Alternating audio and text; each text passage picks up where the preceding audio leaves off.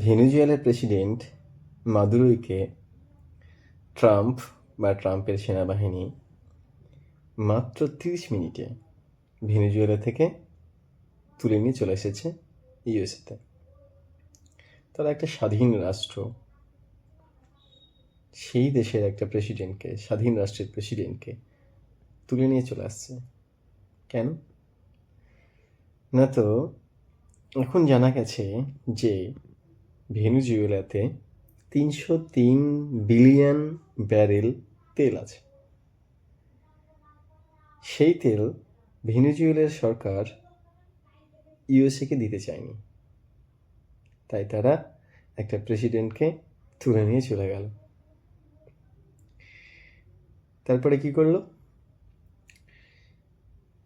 আমেরিকার কোম্পানি এখন ভেনেজুয়েলাতে গিয়ে তেল উত্তোলন করতে পারবে। তাহলে